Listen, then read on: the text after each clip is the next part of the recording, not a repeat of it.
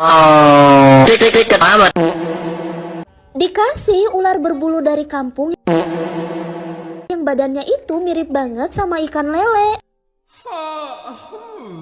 Akhirnya aku bawa pulang ke rumah dan aku minta olahin ke suaminya papa yang katanya jago banget buat ngolah ular. Terus aku iseng buat coba rekamin aja gimana cara bersihin bulunya dan ternyata ini gampang banget. Cuma tinggal direndam aja air panas terus disiram-siram kalau misalnya ada yang susah buat dilupas. Dan ini hasil bulu-bulu yang udah rontok dan udah terkurut. Sekarang tinggal direndam lagi aja pakai air panas supaya hasilnya lebih maksimal. Biar nggak ada sisa bulu yang kecil-kecil, jadi ini dibakar aja di atas kompor. Ketawa kalian? Pikir lucu? Ya? Hah? Terus jangan lupa kulitnya buat dikelupasin. Dan ini hasil daging yang udah dipotong-potong terus dimasukin ke dalam kulkas. Tinggal kita rebus aja, jangan lupa kita tambahin pakai daun jeruk. Karena pancinya bosen, terus pancinya move on ke dalam panci yang lebih besar lagi.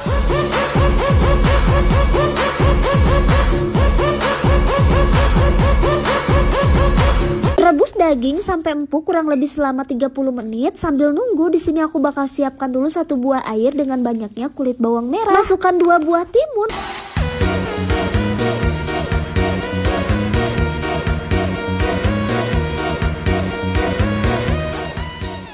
Kemudian tinggal kita gosok-gosok aja pakai kulit bawangnya sampai dia bersih. Kalau misalnya udah tinggal kita tusuk aja. Tinggal aku kelopekin aja bagian kulitnya. Terus kalau udah mulus banget tinggal aku masukkan aja ke dalam plastik.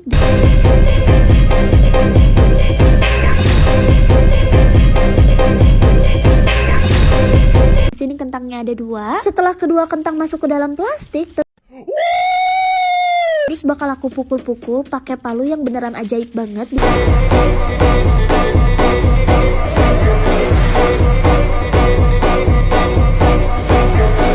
Bisa motong-motong kentang jadi kotak-kotak. Setelah semuanya terpotong rata,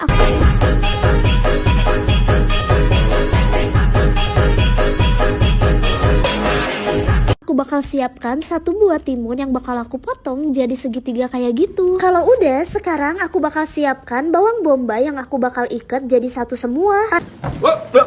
Here I come. Panaskan panci dengan minyak, kemudian aku bakal masak bawang putih, daun jeruk, dan juga bawang bombaynya. Tinggal kita satuin semuanya ya. Tambahkan 2 liter air dan yang pertama aku bakal masukin kentangnya dulu supaya kentangnya lebih empuk. Masukkan penyedap rasa secukupnya, sedikit garam, micin MSG, kayu manis, dan juga pala yang udah aku bubuk. Terakhir tinggal kita tambahin lada bubuk. Nah buat yang ini opsional ya, aku pakein sedikit cengkeh aja biar ada aroma-aroma wanginya. Terus kalian bisa rasain kuahnya.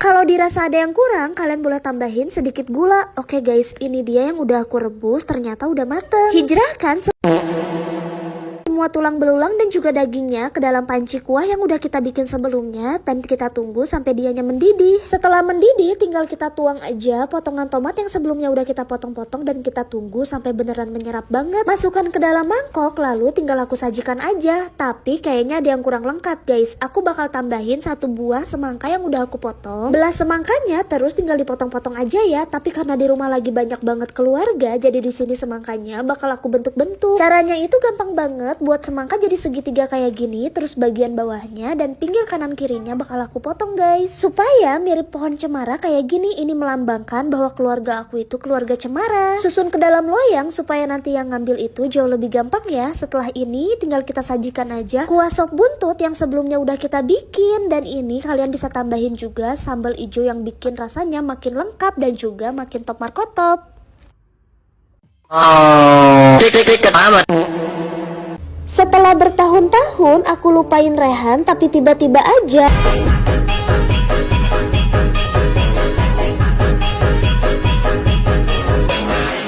aku dilamar sama yang namanya Zarif. Kemarin dia datang ke rumah aku bareng keluarganya, terus dia bilang kalau dia mau nikahin aku. Aku jadinya kaget banget, padahal aku sama Zarif baru kenal 30 menit. Tanpa pikir panjang, aku langsung terima aja lamaran dia dan aku rencana mau datang ke rumahnya dan bawain cemilan yang satu ini. Oh my god. Wow.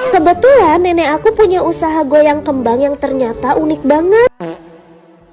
Tapi kali ini resep nenek aku bakal aku duetin sama resep kesukaannya Zarif. Bakatku yang pinter masak bikin keluarga Zarif yakin kalau misalnya aku bisa jadi istri yang baik buat anaknya. Kue kering yang udah aku bikin sebelumnya tinggal aku remes-remes kayak gini aja.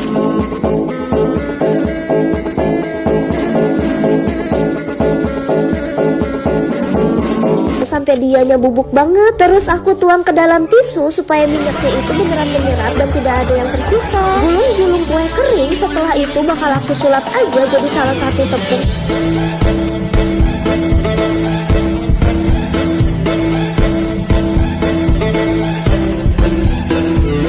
Yang aku butuhin buat bahan kali ini. Lagi-lagi bakat sulapku masih menggelegar. Aku bakal tuang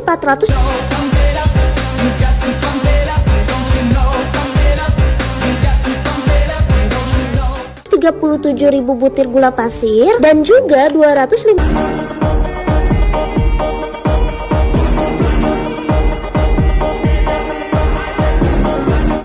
ml air susu. Tuang air susu ini ke dalam tepung yang udah aku gulain sebelumnya.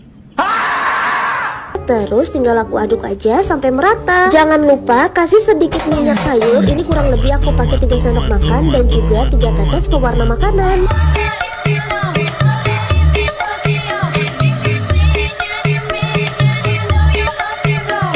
Saring supaya tidak ada dosa-dosa yang menyangkut. Setelah itu tinggal aku masukkan aja ke dalam kukusan.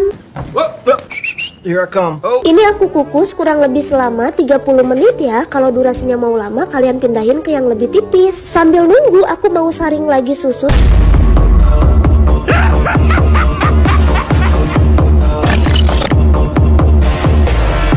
Sebanyak 250 ml.